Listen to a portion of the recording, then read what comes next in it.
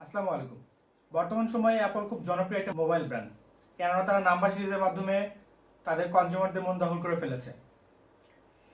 ইতিমধ্যে তারা AC সিরিজও launch করে দিয়েছে। তারই ধারাবাহিকতায় 2020-এ তারা AC2 লঞ্চ করে, যে ফোনটি হচ্ছে আমার হাতে এখন দেখতে পাচ্ছেন এটি। তো আজকে প্রায় 5 বছর হয়ে যাচ্ছে, এরপরেও কেমন এর user experience, gaming performance, camera performance and overall. So আজকের ভিডিওতে আমরা এটাই আলোচনা করব। সুতরাং বেশি কথা না বলে চলুন ঝাঁপিয়ে পড়ি ভিডিওতে। আপনারা দেখছেন অ্যান্টেক আর আমি সাথে আছি মনিরুল ইসলাম। আইফোন এসি 2020 প্রথমে হাতে নিলে বুঝতে পারবেন এটা একটা কম্প্যাক্ট ডিভাইস, কেননা এতে ব্যবহার করা হয়েছে 4.7 ইঞ্চি একটা IPS LCD ডিসপ্লে, যা হাতে ধরতে খুবই আরামদায়ক মনে হতে পারে। বর্তমান আধুনিক ফোনের তুলনায় এটা অনেক ছোট মনে হতে পারে এবং অসুবিধার কারণও হতে পারে, তবে এটা দৈনন্দিন ব্যবহারের জন্য খুবই আরামদায়ক। এর রেজলিউশন বেশি হলেও পিক্সেল ডেনসিটি এবং স্যাচুরেশন অ্যামোলেডের তুলনায় কম মনে হতে পারে, তবে এটা যে রেটিনা ডিসপ্লে ব্যবহার করা হয়েছে সেটা চোখের জন্য খুবই আরামদায়ক।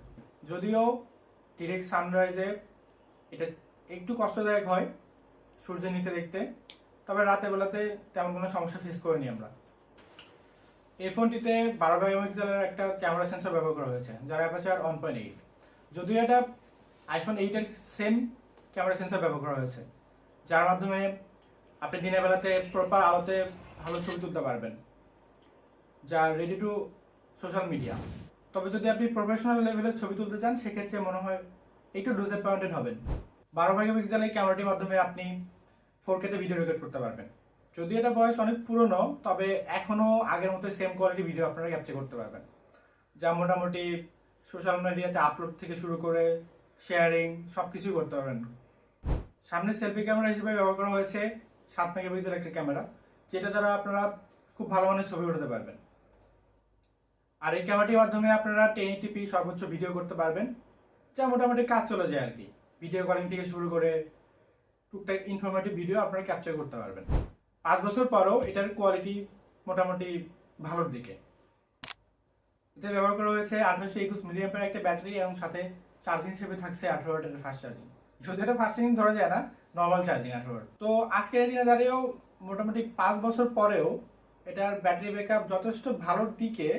যদি আমি বলি যে দিনে অন্তত ফুল পুশ দিলেও একবার চার্জ করে নিতে হতে পারে, কেননা এটা আমরা অন স্ক্রিন পেয়েছি হেভি পুশে এখনও 4 ঘন্টার মতো, 4 থেকে 5 ঘন্টা।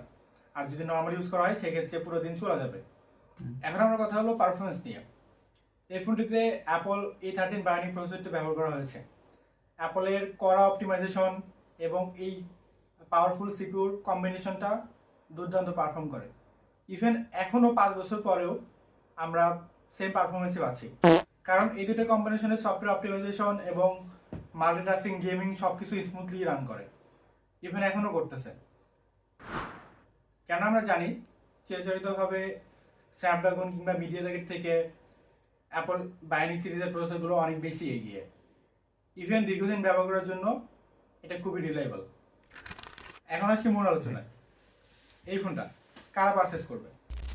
যারা অ্যাপলের ইকোসিস্টেমে থাকতে চায় এবং এই বাজেটের মাঝে, অর্থাৎ ফ্রিহ্যান্ড হিসেবে 15 থেকে 20 হাজার বাজেটের মাঝে একটা compact design, powerful processor, powerful camera, overall সব দিক থেকে মোটামুটি ভালো লেভেলের একটা ফোন চায় এবং রিলায়েবল ফোন চায়, তাদের জন্য এই ফোনটি। কেননা 5 বছর পরেও এটা পারফরমেন্স এখনও দুর্দান্ত। সো এই সেগমেন্টের যে কনজিউমাররা আছে তারা ঠিক এই ধরনের কারণেই ফোনগুলো পারচেস করে। টুকটাক গেমিং, নাইস লেভেলের ক্যামেরা এবং একটা কম্প্যাক্ট ডিভাইস। বিশেষ করে যাদের ব্যাটারি লাইফ নিয়ে কোনো চিন্তা নেই তাদের জন্য হতে পারে এটা একটা গুড চয়েস। এবং যারা মেইন ফোনের পাশাপাশি একটা সেকেন্ডারি ফোন হিসেবে ফোনটা ইউজ করতে চায় তাদের জন্য হতে পারে একটা নাইস ডিল। টুকটাক কলিং, মিডিয়া কনজিউম থেকে শুরু করে সব কিছুই একদিন অনায়াসে বার হয়ে যাবে। আর সর্বোপরি এটা বিল কোয়ালিটি যা রিলায়েবিলিটি নিয়ে আসবে দীর্ঘদিন ব্যবহার করার জন্য। সুতরাং আপনারা ইতিমধ্যে বুঝে গেছেন এই ফোনটা কাদের জন্য, কোন ধরনের কনজিউমারদের জন্য। সো বেশি কথা না বলে আজকে ভিডিওটা এখানে শেষ করি। আবার দেখা হবে নতুন কোনো ভিডিওতে। সে পর্যন্ত আপনারা ভালো থাকুন, সুস্থ থাকুন এবং অ্যান্টেকের সাথেই থাকুন। আল্লাহ হাফেজ।